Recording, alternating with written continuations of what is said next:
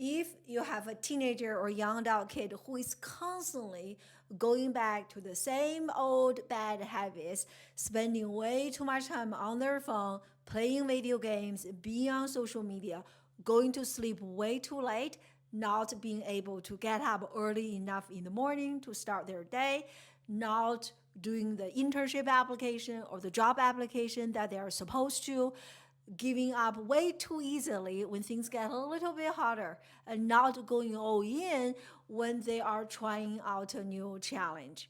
If you can resonate with any of the things that I just mentioned, you have experienced how hard it is to help our teenager or young adult break bad habit and build good ones. That is exactly what we're going to discuss in this video. I will show you the science, the psychology, the research behind why it is so hard to break bad habits and what you can do to build good constructive habits for your teenager or young adult kid. And in fact, you are going to walk away from today's training. There's a lot. You are going to walk away from today's training with a tested and proven framework that you can apply right away and see immediate changes, positive behavioral changes in your kid. This framework you are going to learn from this video will show you exactly what you can do to break away from bad habits and build good ones for your teenager and young adult kid. That is my promise to you in this video. If you want to learn more about that, keep on watching. So, who am I to talk about this? My name is Dr. AI. I'm an award-winning former college professor turned life coach. I have been working with young people for more than 2 decades. I specialize in serving teenagers and young adults, helping them overcome a few major challenges such as procrastination, screen addiction, self-insecurity, not feeling good about themselves, lack of executive functioning skill. My intention for every single kid is to help them reclaim and elevate their confidence, motivation, and have the success they deserve in school and beyond, regardless of their current challenges. That is my passion and my calling in this life. So let's get started with today's topic, training. So how can we break away from bad habits? Why this is so hard, and how can we build good ones for our children? This training is divided into two parts. Part one is So the first part, I will teach you why breaking away from bad habits. I hope you can see it. Yeah. So why breaking away from bad habits is so hard. And then the second part is that I will show you the framework I mentioned earlier, what you can do at home to help your kid build constructive and good habits. Okay, so let's look at the first one. Why? As I mentioned, if you have tried to help your kid have healthier, constructive study habits, sleeping patterns, healthy eating, a job, internship, anything positive, you know how hard it is to get rid of a bad habit. So why this is so hard? Let me tell you two reasons. The first one is that you must understand the brain. And parents, and I want to share this with you. This is something that I wish I knew when I just became a teacher, when I just became a mom, when I just started doing what I do, which is that I wish I made an effort to learn more about the brain. There are four major functions in the context of being a life coach, working with teenagers, young adults. In this context, there are four major functions of the brain that every single parent, if you have a teenager or young adult kid at home, you must understand the four major functions of the brain. So in the context of this discussion, there's one major function that you must understand about the human brain. That is that our brain prioritizes conserving energy. So in other words, one of the four major functions of human brain is to conserve energy. Why is this important? This is important because change, by the definition, by the nature of change, it requires energy. It consumes energy. It is hard work. So your brain or our children's brain, they don't want this because our brain defaults to conserve energy, and change requires energy. So that's why change is so hard. And especially for lots of young people, the thinking part of the brain, the executive functioning part of the brain that is in charge of focus, motivation, long-term decision making is not fully developed until a young person is 20 to 25 years old. So there's that. And plus, human brain defaults to conserve energy. So you must understand this so you can actually not be so mad when you figure out why my kid can now change. Because yeah, his or her brain doesn't want to change because our brain defaults to conserve energy. And relevant to this is that it's something about habits that you must understand.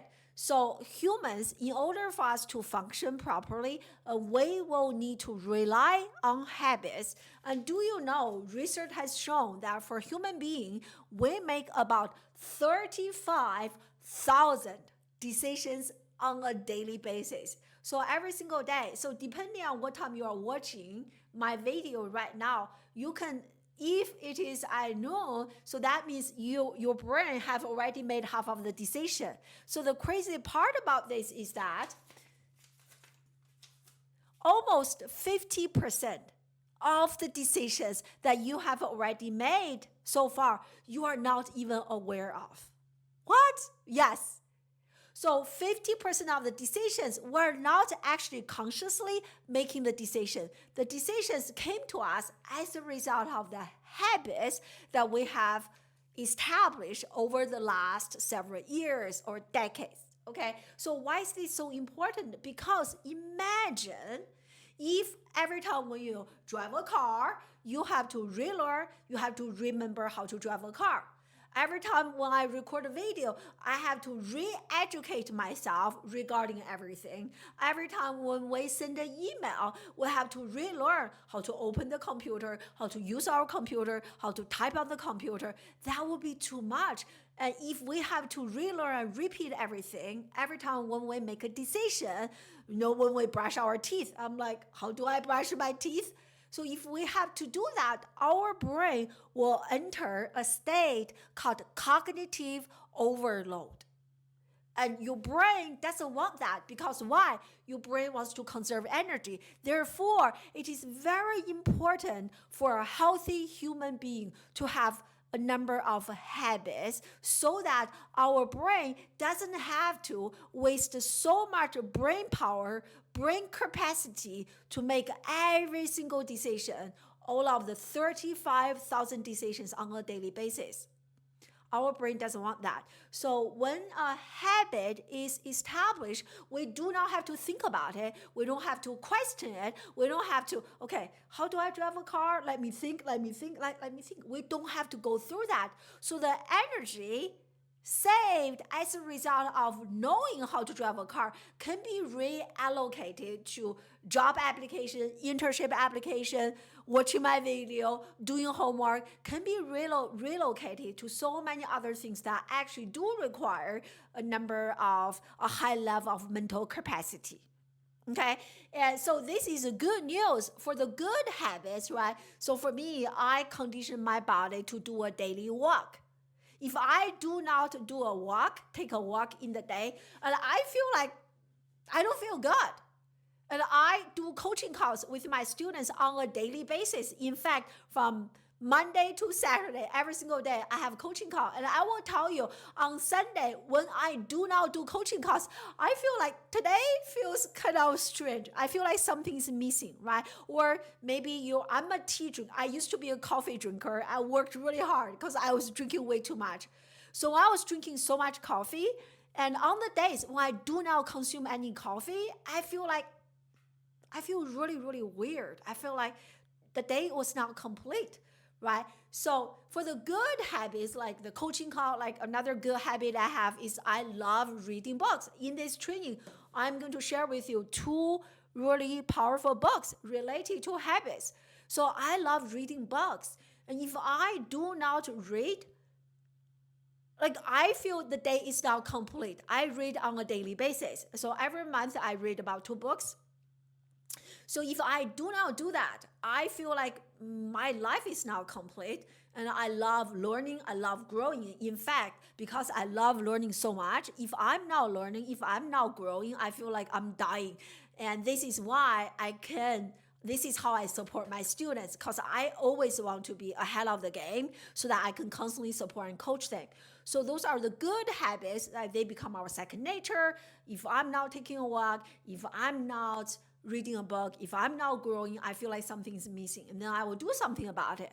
However, for the bad habits that we have accumulated over the years, and once a bad habit becomes a second nature, we go through the same thing. We stop making decisions regarding the bad habit. So, for example, if your kid is used to being on their phone before they go to sleep, and they have been doing this for a few years, that has become a habit.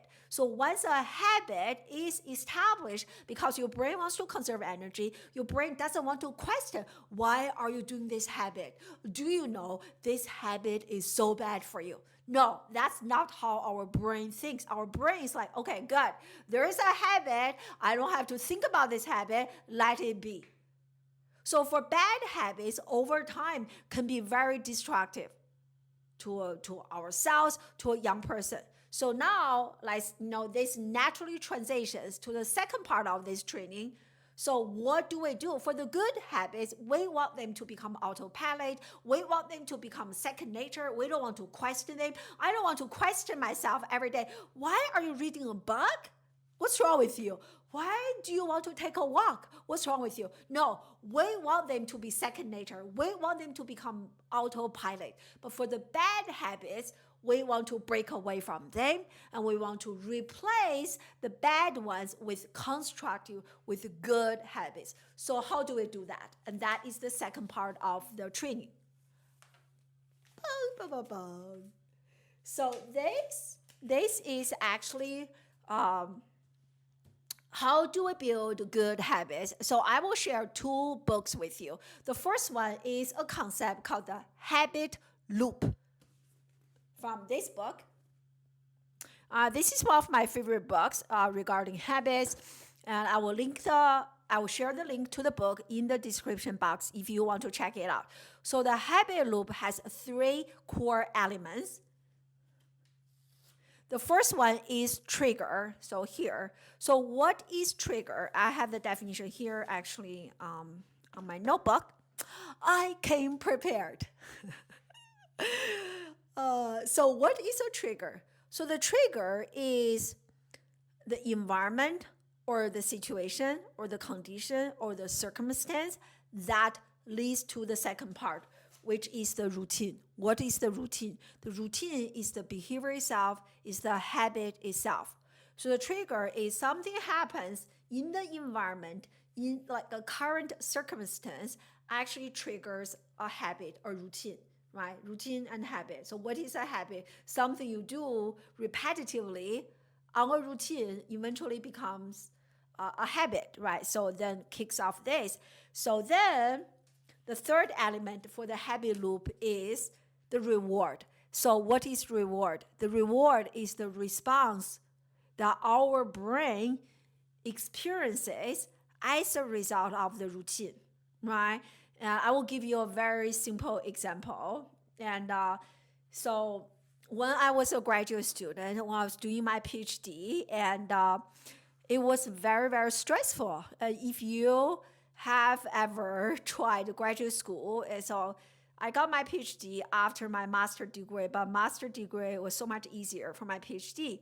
So when I was working on my dissertation, and it was a 500 pages paper, it was exhausting. It was a lot, okay? And but I have to finish it. So every day, especially around like evening time or afternoon time, I was already very tired from working on my dissertation for the whole day. So in the late afternoon, I noticed when I open my computer, try to work on my dissertation, there's that trigger. And that trigger is working on my dissertation when I was really tired, exhausted in the afternoon. So the routine that I created was to eat some junk food, like really, really crunchy. Oftentimes it was like unhealthy crackers or chocolate chips, or chips. Like it was not healthy. Anything that was crunchy, savory, tasty, and chips, chocolate chip, cookies, cracker, and then I got my sense of reward. And so after I repeated this cycle for a few times, this became my routine. And I worked really, really hard to break away from this routine. But you got the idea. A trigger, working on my dissertation in the afternoon. This can also be called the cue. So that was the trigger, that was the cue. I was already so tired. And then the routine I kicked off was chocolate chip cookie or chips. And the reward was like, I feel satiated, I feel relaxed, I feel rewarded. And my brain really loves it. My brain experiences dopamine, which is the pleasure, like sense of pleasure, right? Like working on my dissertation was quite painful. And when I enjoy my cookie, I was like, wow, I feel good. So this is the habit loop. So here's the problem. The problem regarding this model is that most people, parents, for example, when you are trying to help your kid overcome a bad habit and help them create some really good ones, most parents will only, let me do this. So here, so I put a star here. So most parents, when they are trying to help their kid to break away from bad habits and to build good ones, we will start at the routine. We make an action plan, we make a game plan, we talk about it, right? We have a to-do list and we talk about habits. You need to change, you need to clean up after you eat, you need to stop being on your phone, you need to stop eating junk food, you need to stop eating snacks when you're doing your homework, you need to start your job application, you need to go all in when things get harder. Whatever we want our children to do, we always look at the routine. We start at the routine, we end at the routine, and that's why it's not working. Why? Because, and I say this with love and compassion, there's no judgment. The reason when you are working on the routine alone, it's not working is because you are missing the trigger, you are also missing the reward. And so you have to look at this whole system in order to build a good habits. Most people fail at helping either themselves or their children build constructive good habits is because they're only looking at the habit, they're only looking at the routine itself. It doesn't work. You have to really identify in the example I gave you earlier. So the reason it's not like I'm addicted to eating chocolate chip cookies. I'm not. I was not. So the root cause of me eating nonstop chips, crunchy snacks, crackers, chocolate chip cookies was I was so stressed from working on my dissertation. So unless I really examine the whole picture, I would really be beating myself up. Why was I eating this? No. This was a response to the trigger. So unless I get rid of the trigger or at least understand the whole system, understand it was not about the cookie, it's actually about the reward, relaxation, comfort, satiated. And I think in that moment, this was almost 2 decades ago, was really just like relaxation, right? So I could have easily, if I knew this process, I could have easily replaced chocolate chip cookies with something else that also made me feel relaxed, right? So I either change the routine, I do something to give me the reward, or I do something about the trigger. Let me know in the comment section if this is making sense. This is a process I work with all the students in my coaching program.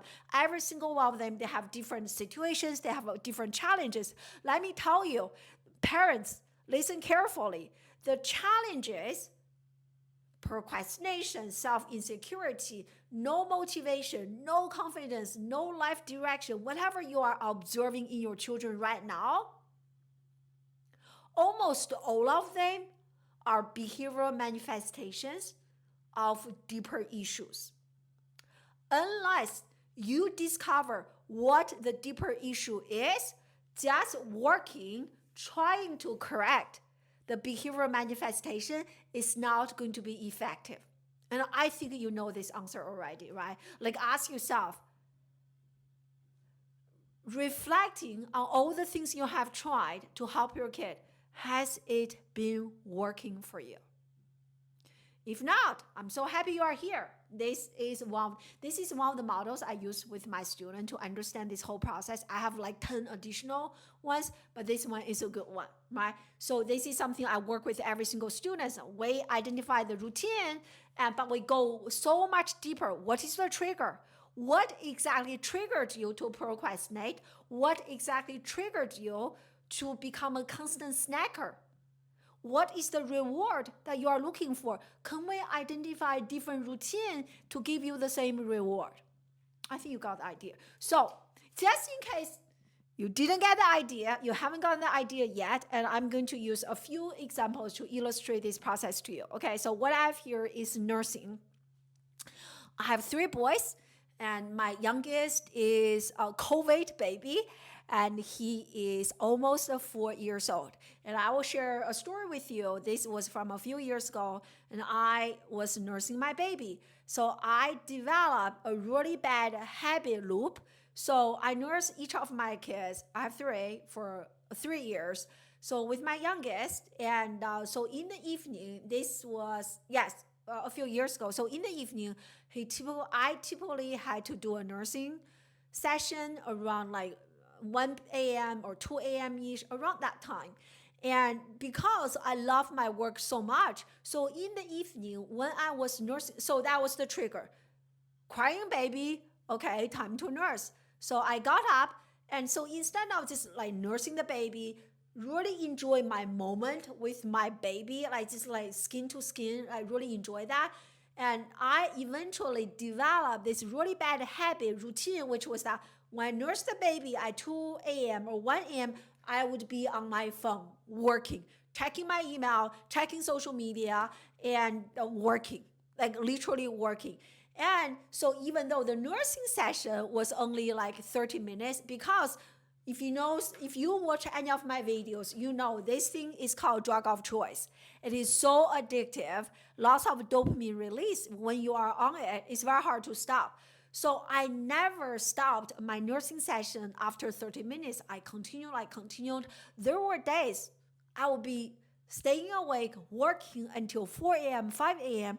That was not good for me. Completely disrupted my sleeping pattern, completely disrupted my next day. It was not good. Right. So the reward I was looking, I think at the time, was that I don't want to waste my time. I hate wasting my time.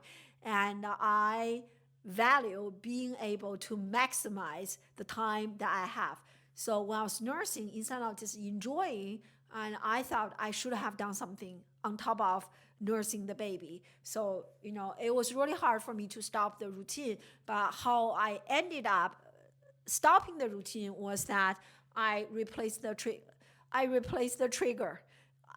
Not that I got rid of my baby, but I got rid of my phone.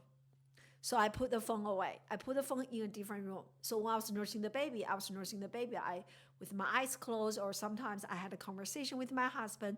So I put away the trigger, right? So you can, right? So I didn't just look at the routine. Why are you always on your phone? Why are you looking at the phone? No, I actually examine the trigger. I'll give you another example. This one is a common one with my students, and you probably have observed this already in your kid.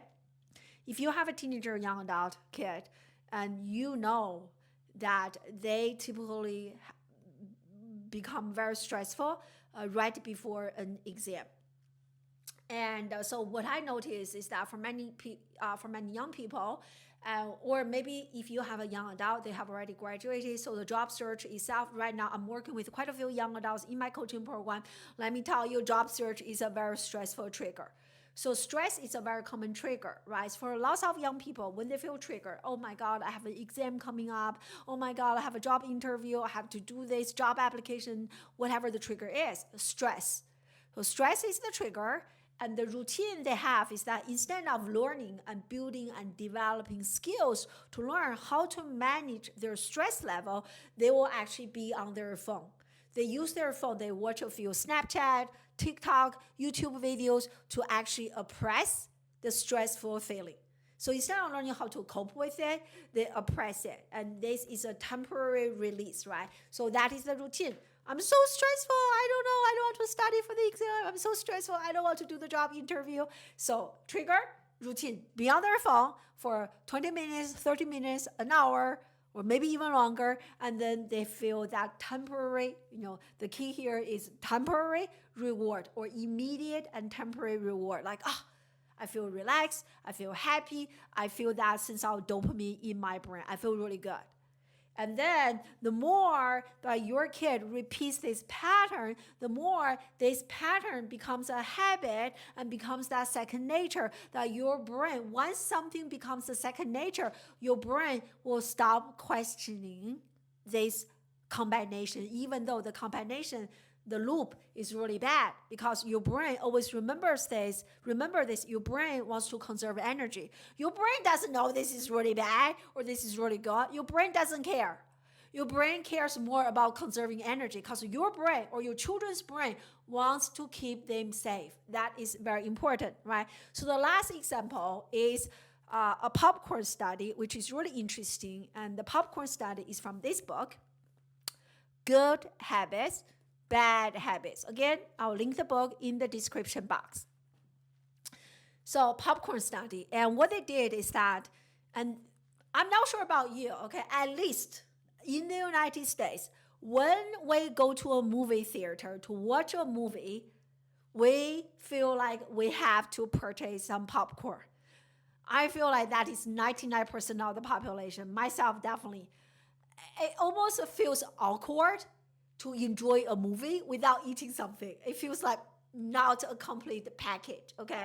So that is exactly what they did. So the people who really have that habit combination, which is going to a movie theater and enjoying popcorn, and this is the population they studied.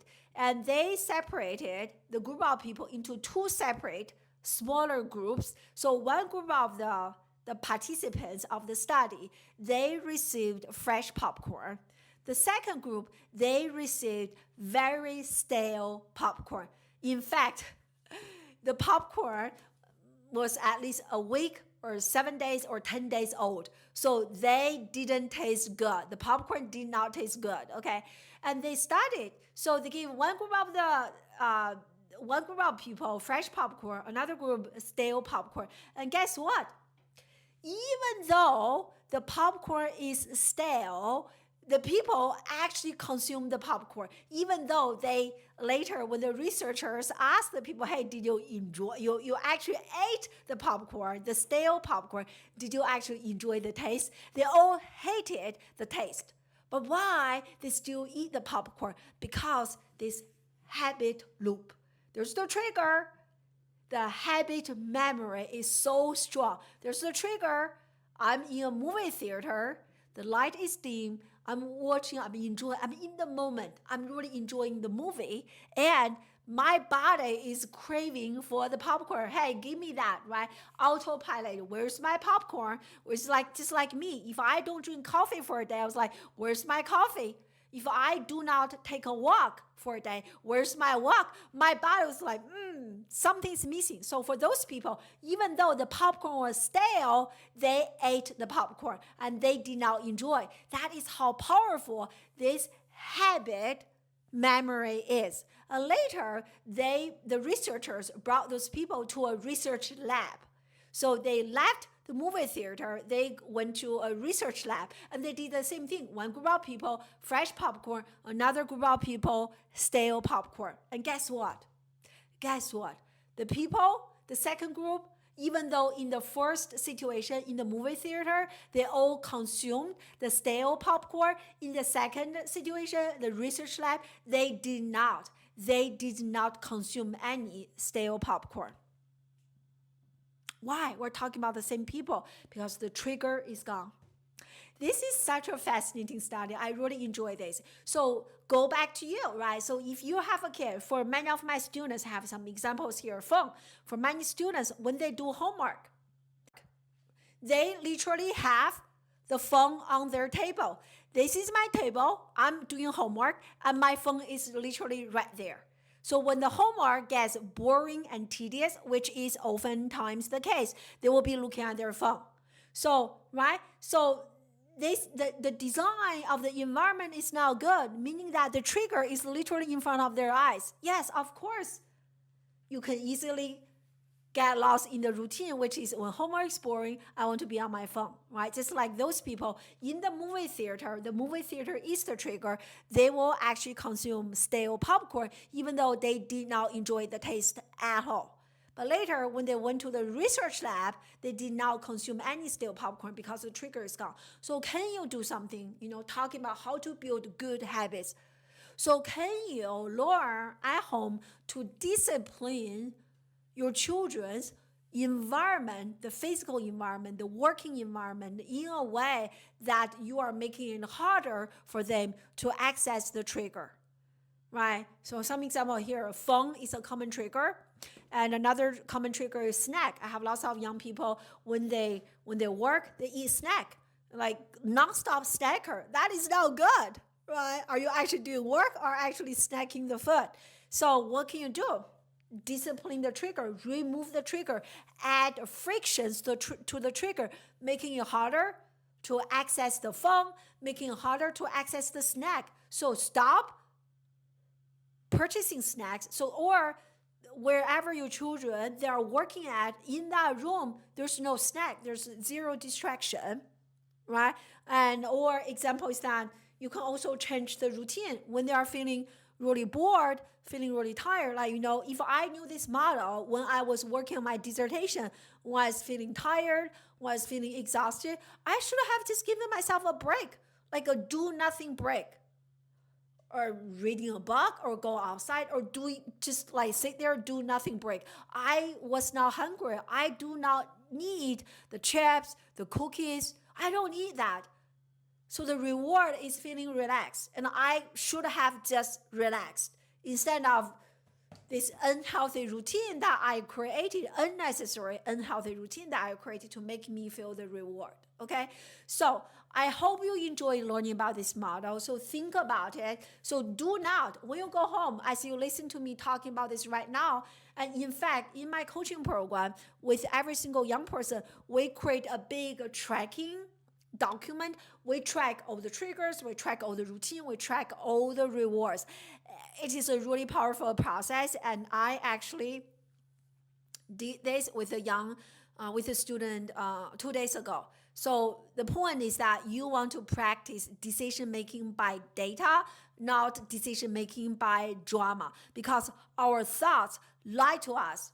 Right? When I was trying to lose weight after each of my pregnancy, I remember so clear. I was like, I didn't have any dessert until I look at my tracker, like, oh my God, I actually did already have dessert. I definitely do not need another serving of dessert.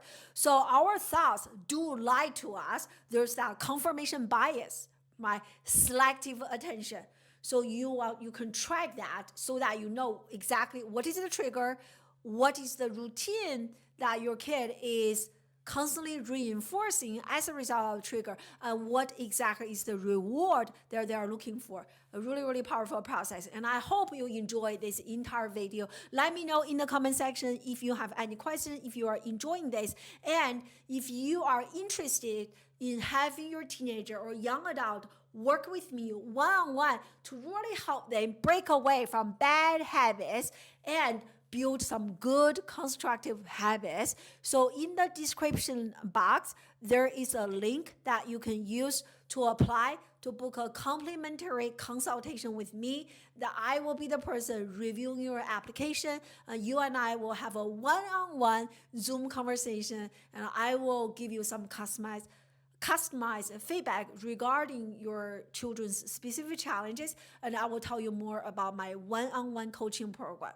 And also, I'm super excited to share with you. If you want to learn more about my entire system, as I said, this model here is one out of the hundreds of tools that I have in my coaching package. So if you want to learn more about my entire system that I use, that I created to help teenagers and young adults overcome procrastination, overcome self-doubt, enhance their executive functioning skills, boost and reclaim, elevate their confidence, motivation, and unlock their potential. If you want to learn my system and framework, my entire framework, again, in the description box, there is a link for you to join, register for my upcoming 5-day live challenge, 5-day live training, meaning that you will spend 5 days live with me on Zoom.